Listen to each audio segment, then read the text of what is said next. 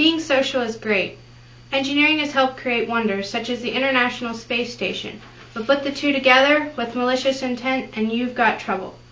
Social engineering is the definition used to describe psychological manipulation of victims to provide personal and confidential information to attackers, particularly through the means of technology. There are many different forms of social engineering. There's pretexting, also called blagging, which is when an attacker makes himself appear as an authority who should have the right to know the information being asked. Diversion theft is when mostly professional attackers persuade transport or courier companies that a delivery needs to be brought to a separate location other than what it was sent. Quid pro quo, meaning something for something, is when an attacker offers something, such as a pen or chocolates, in exchange for the user password. Many office employees have admitted to completing surveys that ask for passwords in order to receive prizes. Piggybacking is when an unauthorized person gains entry to a restricted area by playing off the common courtesy of an authorized person to hold the door for them. Reverse engineering has the same intent of collecting private and confidential information, but by having the victim initiate the contact with the attacker. And phishing, the most common of all the tactics used in social engineering, is also the most successful. Attackers phish for your private information, such as social security numbers, credit card, bank account numbers, passwords, and other types of information. Because phishing is most common, let's reel in on this one.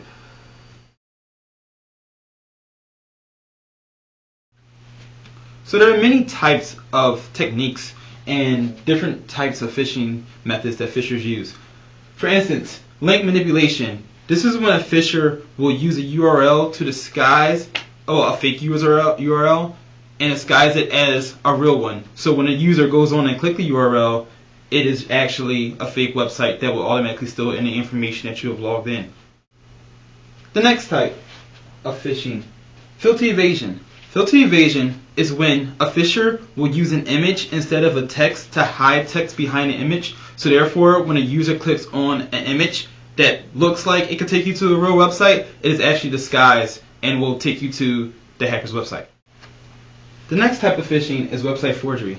This is done by placing a picture of a URL over the address bar. So therefore, when a user goes and clicks on the URL, it is actually a fake picture and will take it to the hacker's website.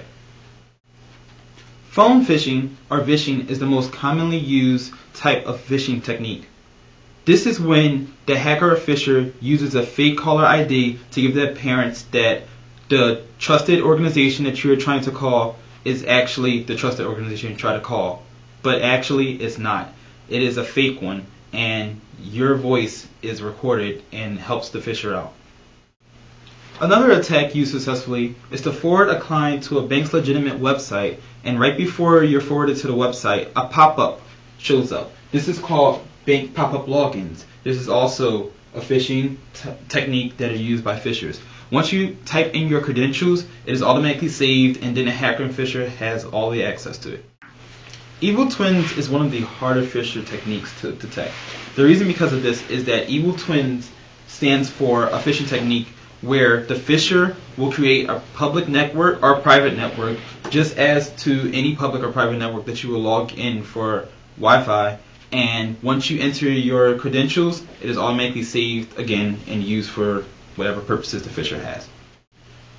Tab nabbing, which is the next one and the last one, is one of the latest and most recent phishing techniques used by phishers, and probably the most common now. This is when a user has open tabs and a phisher sees that you have multiple user tabs open, and they redirect one of their sites into one of your tabs without you noticing. And then they start to take your information slowly. Now that I've explained to you the different types of phishing, let's go over the different types of techniques that phishers commonly use. Let's start with spear phishing. Spear phishing is when a phisher will try to attack a higher entity or trusted organization for their own purpose. Clone phishing is where email has had its contents and recipient addresses taken and cloned for a phisher so when they may use it for their own personal need. Whaling is the last type of phishing technique. This is used from a phisher when they are trying to target either a high senior executive or any other high target profiles. Usually it's for their own good. Preventing these attacks, such as phishing, is very easy. You just have to do the following things. First of all, you need to stay up to date with your antivirus, firewalls, and your filters. Most programs like Norton will tell you if you need an update. Secondly, you should be very careful about what information you share on the web. If there's an option on one website to not give your social security number, then you probably shouldn't do it. That way, your social security number doesn't get out there on the web. Next, you should make sure that websites have authentication. You shouldn't create website accounts unless you really need to. And that way, the fewer times you create your account and give your information out, the fewer chances there are for it to be used maliciously. If you give your information, make sure the page is authenticated. You should never open links from an unverified source through email or any other method. If the email is from someone you've never heard of, don't click on the link. It's probably not safe. Norton can tell you whether a file that you are downloading from the internet or from an email is safe or not to open. If it says it's not safe, don't open it. You should always avoid certain websites and emails that are notorious for infecting computers, such as adult film sites. Lastly, you should definitely make sure that your password is not the same for all of your accounts on the internet. If someone gets a hold of one password, they can get a hold of all your passwords that way. You should keep your password strong and you should change it often. If you follow these tips, you should be able to avoid most phishing and social engineering. If you think that you've been a victim of a phishing attack, the first things you should do are update and run your antivirus. This could help get rid of any malicious software or files that have been downloaded to your computer from the scam. Next, you should contact any banks that you may have credit cards or checkings or savings accounts. They can flag and help you look for any charges that may come from the scam. You should also contact a credit agency. The 3 federal credit agencies are Equifax, Experian, and TransUnion. These are the agencies that control your credit report, and they can put a flag on to look for any identity theft. You should also check your account statements regularly, as this could help you see any charges that you didn't make.